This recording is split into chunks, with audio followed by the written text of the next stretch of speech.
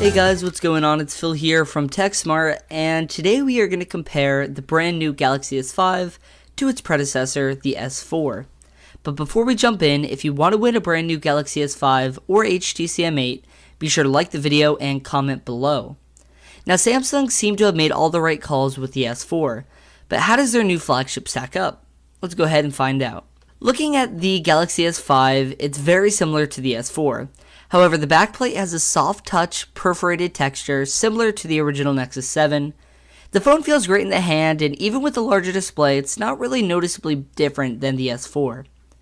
Looking at the front of the S5, you're greeted with a 5.1-inch 1080p Super AMOLED display with a pixels per inch count of 432. Looking down, you see the capacitive buttons and physical home button, which doubles as a fingerprint scanner. At the top is your 2.1 megapixel front-facing camera and speaker, and to the left is your sleep wake button, as well as on the right you have your volume rocker. On the bottom of the phone you have the cap covering the USB 3.0 charging port, and looking back up top you have your headphone jack and IR blaster. Flipping the device over, you see the 16 megapixel camera, LED flash, and the newly added heart rate monitor. Looking at the Galaxy S4, you see a 5-inch Super AMOLED display with 441 pixels per inch. Looking down, you see the home button and capacitive back and menu key. Looking back up, you'll find the 2 megapixel front-facing camera. On the right of the phone is the sleep-wake switch and the volume rockers on the left. At the very bottom, you have your USB 2.0 charging port. And all the way up top is your headphone jack and IR blaster. Flipping this device over, you'll see the plastic backing as well as the 13 megapixel camera. Finishing up the specs, the S5 features a 2.5 GHz quad-core Snapdragon processor, 2 GB of RAM, Adreno 330 graphics, LTE, Android 4.4.2, a 2800 mAh battery, and the device is IP67 certified, meaning it's fully dustproof and water resistant for 30 minutes in 1 meter of water.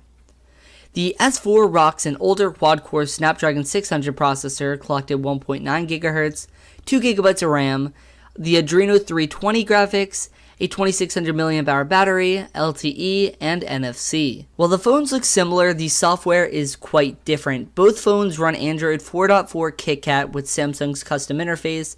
However, the version on the Galaxy S5 features rounded icons throughout the settings and a more flat-looking interface.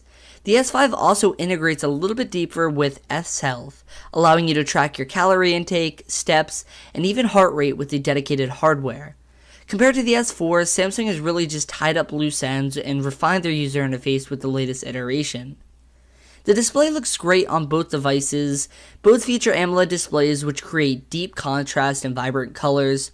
It can be a bit overwhelming at times, but more often than not, it looks great. The S5 has a 5.1-inch screen with 432 pixels per inch, and the S4 has a 5-inch screen with 441 pixels per inch. The difference is very faint, but the larger size is noticeable when comparing them side by side. Either way, since both phones have just about the same panels, despite the different sizes, they're nearly identical. Speaking of identical, let's look at the cameras. The S5 offers a 2.1 megapixel front-facing camera and 16 megapixel rear shooter. The camera in the front is decent, but the 16 megapixel rear-facing camera is the real star. While this video is not comparing the S5 to the iPhone, this is truly the first smartphone camera that I can feel that it honestly rivals the quality of the iPhone 5S. But I digress. Images look sharp and colors were true to life. Samsung has tweaked the camera software to help produce better images, offering very fast autofocus. The camera on the Galaxy S4 is still great, and you can honestly produce photos that look identical to the S5, but the best part of the S5's camera is how fast everything is. I found myself spending more time taking shots on the S4, while the S5 got them right the first time. Also, in addition to the great photo camera, 1080p video looks great, and the S5 even shoots in 4K. Now don't get your hopes up, the quality is good, but with no stabilization, good luck not getting motion sickness when watching your videos. Either way, the cameras are very similar, but the speed and reliability of the S5 takes it away from me. Looking at the benchmarks of the two devices we tested Antutu, GFX Bench, Geekbench, and Quadrant Standard, these were our results. Battery life on both devices was pretty decent. The S5 and its 2800 mAh battery lasted about 8 to 10 hours with moderate usage. The S4's 2600 mAh battery was just a bit less, giving me about 7 to 8 hours of battery life. However, with the S5, you're actually going to get a new feature called Ultra Power Saving Mode, which essentially slows processes and desaturates the display. The result is crazy battery life.